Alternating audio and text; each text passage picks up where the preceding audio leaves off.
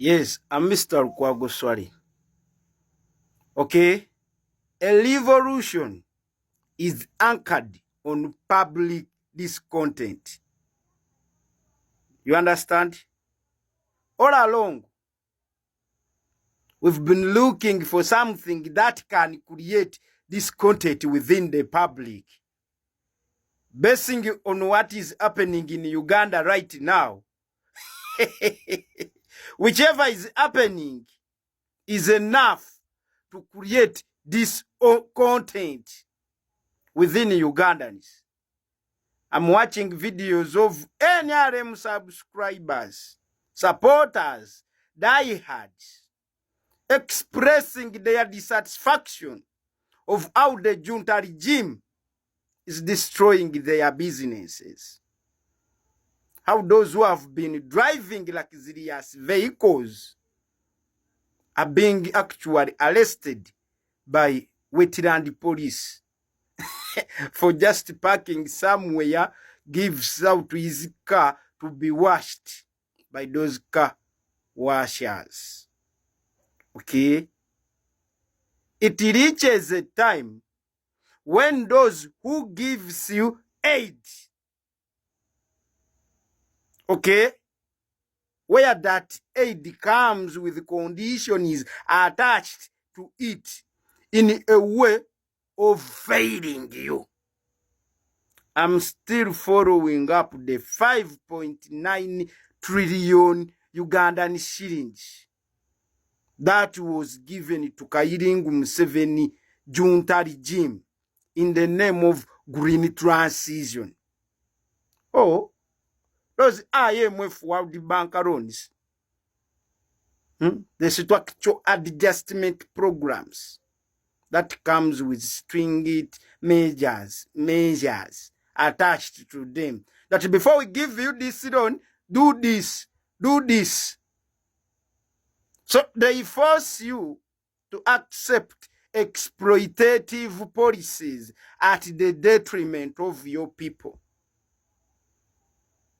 Anytime from now, expect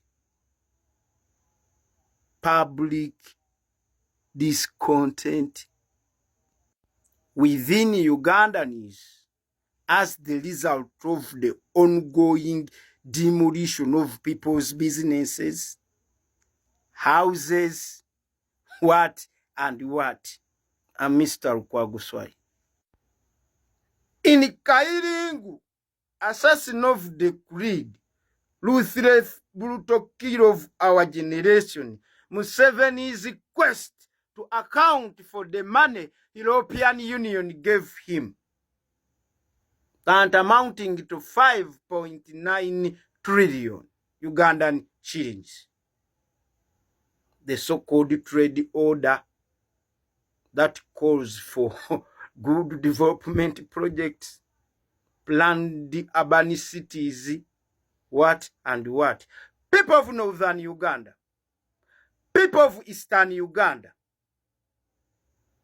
people of Uganda, respectively, European Union gave Museveni a grant to change the land tenure system in Northern Uganda, in Eastern Uganda, and ban Milo land in Uganda.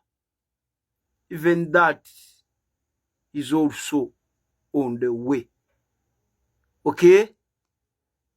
Any time from now, these Bujiringu Tusi are coming up with a law that calls for government ownership of land.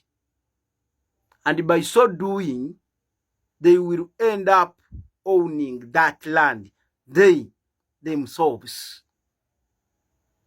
My humble appeal to all Ugandans who have Uganda at heart, please, let us overwhelmingly protest these Ujinga policies being dictated to Kairingu, assassin of the creed Tusi, that came with its mother in our country, this Kairingu foreigner. Okay?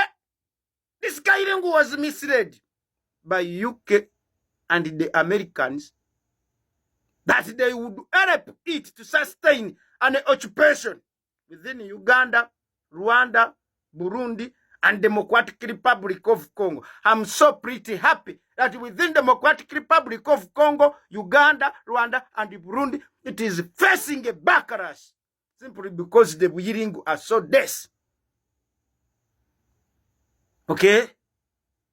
When those Europeans actually gave this Buyiringu power, the Buyiringu, in their quest actually to maintain power, they resorted to killing indigenous Ugandans, Rwandans, Burundians, and the Congolese. Now we are saying enough is enough. It's the reason as to why Congolese are saying Buyiringu, go back. It's the reason as to why I'm saying the Buyiringu who are killing the Ugandans must go back. That Kairingu Kagame, it killed a lot of Ugandans. You know, back its days in Ruwero jungles. You need to find out why that Kairingu was nicknamed the Pirato. We need to delve deep into the atrocities that Kairingu, Kagame, Mugisha Muntu, Heri Kayanja, and Ivogere committed while at Basima House. Has heads of the Directorate of Military Intelligence there at Basima House. Okay? So this Buyiringu had resorted actually to using terror acts as means of consolidating themselves within power. That explains the so-called infamous Mukura massacre. Chibwetere, Alice Lakwena, exaggerated Koni War, Lord Resistance Army, okay? Ujinga, Kasese massacres, Gaba killings. Those are the Buyiringu tactics. The tactics, the rebel tactics, Otafire talked about. Okay? If you recall pretty very well. So if you are interested in stopping of all of these Ujinga killings, the women murders, way back in 2017, Wairo Kairingu, Kare Kaihura, and Tumukunde were fighting one another. Taxi Park 1990 bombing. Has Kairingu Tumukunde talk to Museveni hini adequately funding their different saturated dogs. So in their quest to task the Kairingu to adequately fund them, they had to plant bombs in taxi parks back in the 1990s. The ADF Ujinga, the M23 2C militia group from CNDP, it metamorphosed into M23, a Tutsi militia. They have been using to terrorize the Great Lakes region. If you recall very well that Kairingu Gashumba, we talked about of how they will come up with M23 if Uganda happens not to recognize their rights. You have no rights in Uganda.